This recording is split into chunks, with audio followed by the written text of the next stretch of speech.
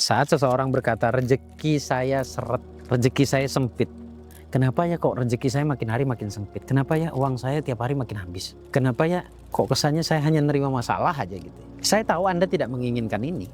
Tapi balik lagi pada poin pertama tadi. Yang paling dominan mempengaruhi hidup kita adalah perasaan kita sendiri. Allah akan hantarkan kebaikan melalui alam semesta ini. Yang saya selalu katakan pada intinya manusia dengan alam ini adalah dua hal yang sedang berkolaborasi.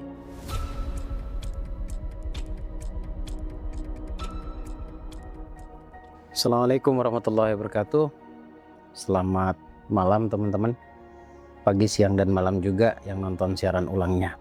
Saya perlu sampaikan di sini, channel YouTube Gus Baraja ini adalah channel atau ruang kita sama-sama belajar, ruang kita belajar bersama agar kita bisa menjadi manusia yang mampu bertumbuh, menjadi manusia yang berinovasi, menjadi manusia yang lebih baik, yang tidak hanya baik secara paras tetapi juga baik secara finansial, ya, baik masa depannya, intinya seperti itu. Ada banyak hal memang yang harus kita bahas, walaupun ada beberapa poin di setiap pembahasan itu kesannya seperti mengulang. Nggak apa-apa mengulang, yang penting memperkuat. Saya tidak bisa menjamin apa-apa, cuma yang jelas kalau kita lihat dari hemat ilmunya, repetisi itu sangat-sangat punya kekuatan tersendiri. Segimanapun mental block Anda, pengulangan itu tetap mampu mengajak Anda pada perubahan. Kalau itu diulang-ulang. Bahkan ini tidak sengaja juga mengajak eksperimen ya, tetapi hanya dengan menonton di YouTube saja banyak yang mendapatkan manfaat dari repetisinya, dari pengulangannya.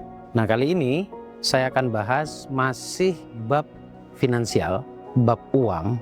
1 tahun ke depan dari sekarang saya terus akan bahas tentang uang. Kita sama-sama bereksperimen di sini ya. Untuk lebih dalamnya lagi jangan lupa untuk bergabung di video eksklusifnya, berlangganan, yang akan update untuk sementara waktu ini 1 minggu 1 kali, berarti dalam 1 bulan ada 4 kali. Seperti itu teman-teman. Dan kali ini saya ingin menjawab pertanyaan, baik itu secara langsung ditanyakan atau hanya terbersit di batin Anda, tentang banyaknya orang yang mengejar uang tapi kondisinya malah makin hancur, kondisinya malah makin sempit, kondisinya malah makin dalam tanda kutip miskin.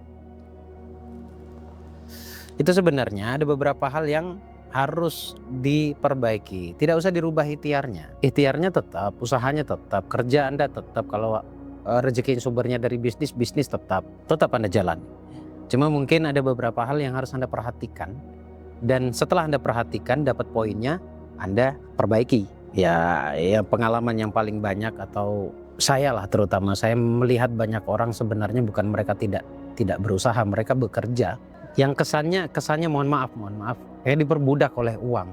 Kesannya seperti menjadi budaknya uang, bukan seperti sih. Memang realitanya ya ngejar-ngejar uang tapi seperti nggak ada hasil gitu. Dari pagi sampai malam, di malam ketemu pagi lagi. Kadang kan ada seperti itu ya. Tidak salah sih sebenarnya. Cuma barangkali ada beberapa hal yang harus Anda pertimbangkan yang akan saya sampaikan kali ini. Yang pertama, ini sekali lagi bicara kesadaran, olah hati, olah rasa, olah kesadaran ya. Yang pertama adalah kekayaan tidak hanya didapat dari kerja keras, tapi juga dari getaran hati yang ikhlas dan bersih. Mungkin lebih tepatnya damai ya. Kalau ngomong bersih, ntar mikirnya langsung jadi wali lagi.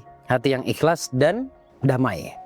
Banyak orang bekerja siang dan malam, tapi rezekinya tetap seret. Lalu timbul pertanyaan, mengapa bisa demikian? Jawabannya adalah karena semesta ini merespon getaran hati yang paling dominannya. Lantas gunanya ucapan apa? Oh ya tetap, ucapan itu bisa menjadi ampuh kalau didorong oleh getaran hati tadi.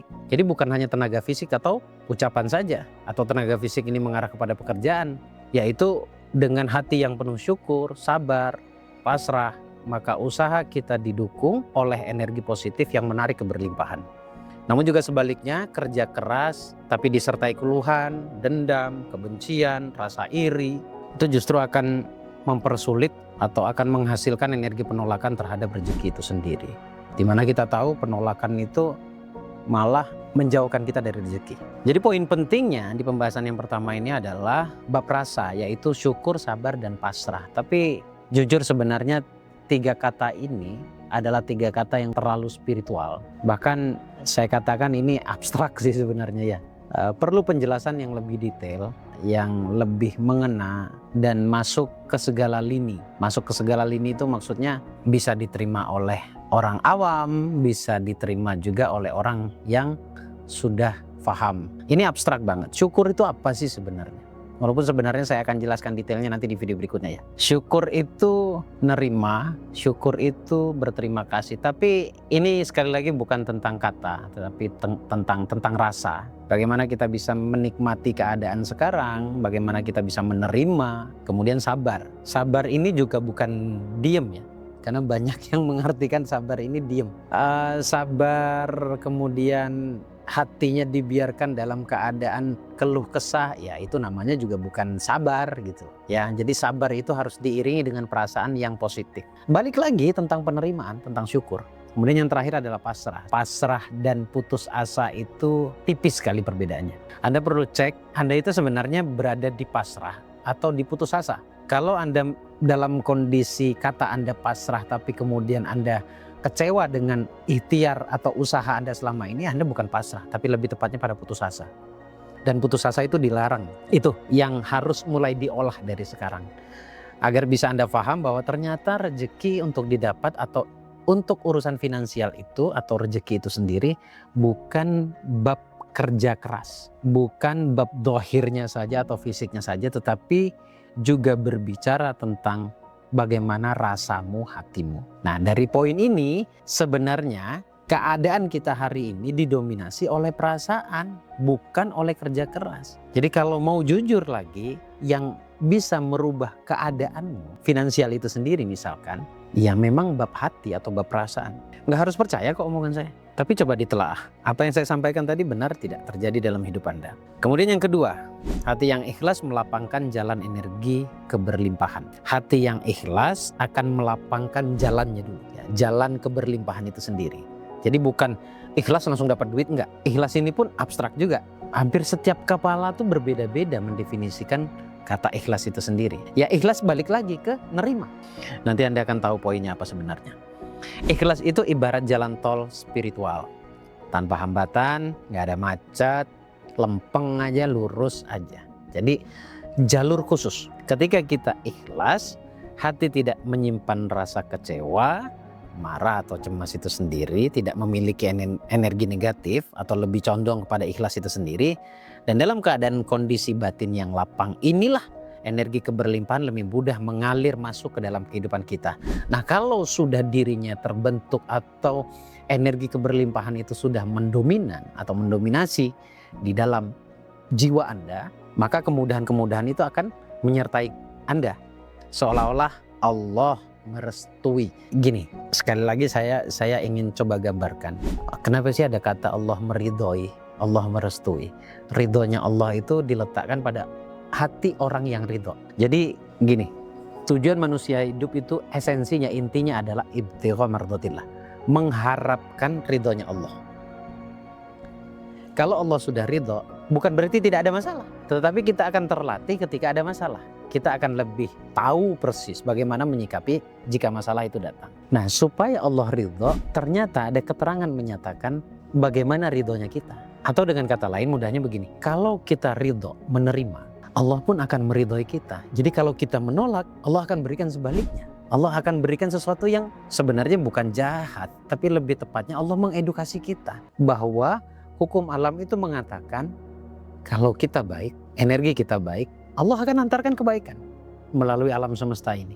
Yang saya selalu katakan pada intinya manusia dengan alam ini adalah dua hal yang sedang berkolaborasi, gitu. Jadi Allah ridho, semuanya akan dimudahkan. Tapi kalau agar Allah ridho bagaimana? Ya diri kita dulu ridho terhadap apa? Terhadap apa yang sudah Allah berikan. Itu poinnya.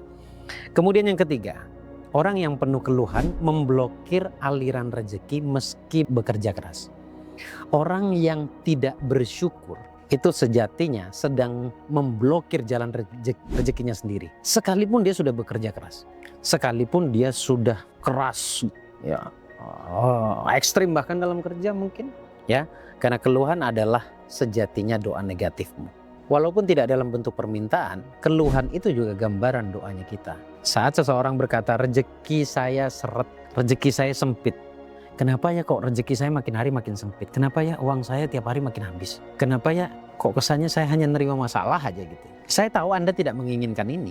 Tapi balik lagi pada poin pertama tadi, yang paling dominan mempengaruhi hidup kita adalah perasaan kita sendiri. Sejujurnya ketika kalimat itu dikeluarkan, diucapkan, energi yang menyertainya pasti energi yang negatif, energi kekurangan.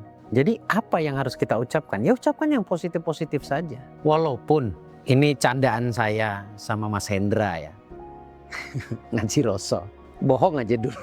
Kayak afirmasi itu sebenarnya bohong, ya bohong aja dulu. Walaupun kehidupanmu atau keadaanmu tidak baik-baik saja, coba deh Anda menganggapnya itu baik-baik saja. Bukan bohong jahat ini, bukan. Tetapi melatih diri agar setiap atau sekalipun dalam keadaan yang sempit menurut Anda masih melihat cahaya di dalamnya. Jadi keluh kesah itu bagi kami yang terus mengolah perasaan ini, keluh kesah itu adalah pantangan utamanya. Karena tidak ada rumusnya orang berkeluh kesah itu hidupnya baik, malah banyak masalah nanti. Jadi pahami bahwa keluhan itu adalah doa, sebenarnya doa. Begitu juga syukur itu pun sebenarnya doa. Ya ini pilihan, saya akan ulang-ulang apa yang saya sampaikan tidak wajib untuk Anda percayai. Tapi percaya tidak percaya itu ada standar. Standarnya adalah apakah yang disampaikan ini Anda alami atau Anda pernah mengalami walaupun tidak sekarang. Kalau ternyata apa yang saya sampaikan benar, sepertinya Anda perlu menyisihkan waktu untuk konsen mendengarkan materi-materi yang saya sampaikan. Ya, itu yang ketiga. Kemudian yang keempat, untuk memperkuat lagi agama kita, karena mayoriti yang nonton saya ini Muslim, Islam mengajarkan bahwa niat dan keikhlasan adalah akar dari amal. Dalam sebuah hadis dikatakan, innama a'malu binniyat, bahwa setiap amal itu tergantung pada niat. Niat awal itu menentukan. Tapi niat ini kan tidak selalu terucap. Niat ini juga tidak selalu terikrarkan. Niat ini berangkatnya dari hati dan halus, kadang-kadang tidak kita sadari itu. Ya, niat yang seperti apa yang mestinya ada untuk memperbaiki pola finansialnya kita, pola kehidupannya kita. Niat yang ikhlas, bukan sekedar ingin kaya. Coba perhatikan. Kalau ini pernah saya lewati sebenarnya ya.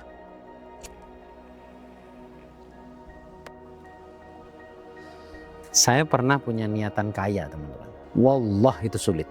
Apalagi saya punya niat kaya hanya ingin menunjukkan pada orang-orang yang menghina saya. Kalaupun benar kaya, tapi tujuannya dengan niat yang seperti itu hanya akan menjadi problem juga di kemudian hari. Jadi niatnya bukan kaya. Niatlah jadi orang yang bermanfaat. Atau dengan kekayaan Anda ingin menjadi manusia yang lebih bermanfaat lagi. Jadi tujuannya sekali lagi bukan kaya, tetapi menjadi manusia yang bermanfaat. Tadi saya katakan bahwa ini pernah saya alami. Ketika saya merevisi niat awal saya, yaitu saya ingin menjadi manusia yang bermanfaat. Ternyata menyenangkan loh menjadi orang yang bermanfaat. Contoh misalkan ketika saya kaya nanti misalkan. Dulu saya mengatakan itu. Ketika saya kaya nanti. Bukan kaya yang menjadi tujuan utamanya, tetapi bagaimana dengan kekayaan saya bisa menjadi manusia yang bermanfaat untuk orang lain. Jadi orang bisa senang dengan kehadiran kekayaan. Orang bisa senang dengan kehadiran orang kaya. Dan kemudian orang akan menilai bahwa kekayaan itu baik, membawa dampak yang sangat baik. Sebaik-baik manusia adalah manusia yang bermanfaat. Khairun nas anfa'uhum linnas. Sebaik-baik manusia adalah manusia yang bermanfaat untuk orang lain. Itu pesan Nabi loh, bukan pesan saya. Dan ini menjadi prinsip saya. Sampai pada akhirnya saya awalnya pingin menjadi manusia yang bermanfaat, setidaknya bagi orang tua saya, keluarga saya. Yang utama adalah orang tua saya. Karena memang pemicunya adalah ketika ayah saya meninggal. Ketika ayah saya meninggal, karena semua bersandar pada ayah saya, ibu saya udah pasti ya, saya sendiri juga. Setelah itu saya punya impian, saya harus bermanfaat, saya harus bisa menjadi pengganti ayah saya. Dan diijabah oleh Allah. Setelah itu, selain saya bermanfaat untuk orang tua, T-setik.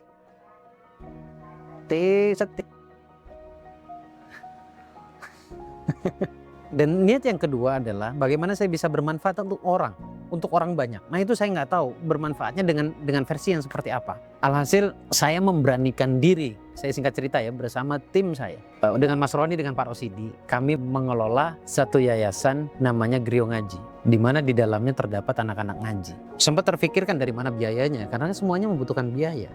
Untuk bisyarah ustadz dan ustazahnya, kemudian keperluan kitabnya, kemudian keperluan belajar mengajarnya. belum lagi seragamnya, belum lagi kita nyiapin makan ketika hari Jumat. Itu sempat terfikirkan dari mana ya jalannya ya. Tetapi karena modal keberanian yang kuat, ingin jadi orang yang bermanfaat, oh semua Allah hijabah dan Allah permudah. Sampai hari ini pun kita juga nggak tahu duitnya dari mana.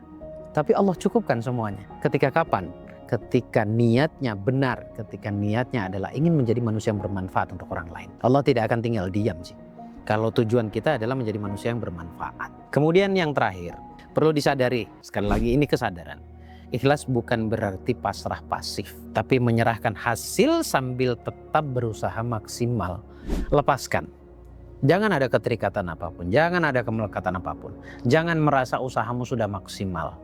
Jangan merasa bahwa dirimu sudah mati-matian. Sudah, nikmati saja hidup. Orang yang betul-betul menikmati hidupnya adalah orang-orang yang benar-benar masuk ke ruang yang namanya ikhlas. Tapi tetap, ikhtiar tetap, usaha tetap. Dia percaya betul, sekalipun ada gelombang-gelombang dalam perjalanan itu biasa. Ini mulut ngomong bahwa masalah itu biasa karena sudah pernah merasakan. Gitu. Jadi bukan teori, saya tidak menjelaskan tentang teori, saya menjelaskan tentang pengalaman yang saya alokasikan menjadi materi seperti ini. Jadi tetap ikhlas, tetap pasrah, tapi tetap maksimalkan usaha. Banyak orang yang salah paham di sini teman-teman ya. Dikira ikhlas itu berarti pasrah saja, nggak ngapa-ngapain. Padahal ikhlas itu justru membuat kita berusaha lebih tenang. Jadi untuk menuju tenang itu adalah pintunya adalah ikhlas itu sendiri. Lebih fokus dan lebih tulus, tanpa beban target. Lakukan semuanya dengan cinta. Ini ya 2-3 tahun yang lalu saya selalu mengatakan ini. Bentuk rasa syukurnya kita terhadap aktivitasnya kita atau pekerjaan kita adalah dengan cara kita mencintai profesi kita, dengan tidak melihat berapa yang akan kita dapatkan. Jadi kita melakukan apa yang kita kerjakan, anggaplah kita bekerja, itu karena dasar kita suka sama kerjaannya. Teori Gus. Semua dimulai dari YouTube ya, jujur saja. Ini sebagai penutup, semua dimulai dari YouTube, dari 0 subscriber sampai sekarang hampir 300.000 subscriber. Jadi tolong dibantu ya teman-teman ya, menuju ke 300 sampai nanti 1 juta subscriber. Dari 0 hingga ke 100.000 subscriber, saya boleh katakan bahwa hasil dari YouTube itu tidak lebih dari 500.000, bahkan undernya, di bawah itu, sebulan.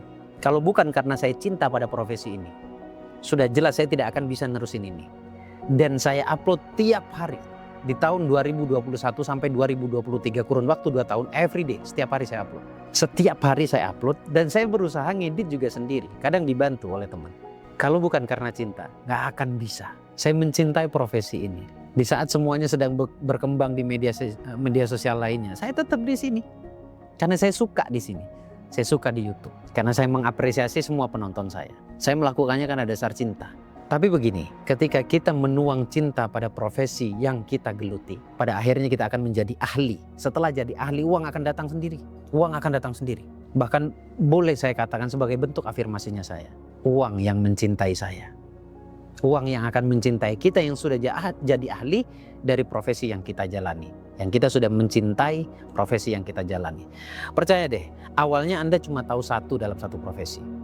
Tapi ketika Anda geluti dalam kurun waktu tertentu, Anda akan tahu 10 bahkan 100 rahasia di dalam profesi tersebut. Jadi intinya apa? Diulang-ulang dengan perasaan cinta, dengan perasaan senang. Semoga bermanfaat. Jangan lupa untuk update event-event yang saya adakan nanti akan muncul di layar monitor Anda. Segera hadiri, yang paling dekat itu untuk online-nya nanti tanggal 20 ada webinar spiritual lunas hutang. Kemudian yang offline itu ada di Batu terdekatnya tanggal 25 Mei. Ada yang nanya di Jogja tanggal 22 Juni. Jadi segera cari informasinya, langsung klik WA-nya admin, nanti Anda bisa bertanya-tanya ke adminnya kita ya. Makasih teman-teman, sehat selalu buat Anda. Sampai ketemu di video berikutnya. Assalamualaikum warahmatullahi wabarakatuh.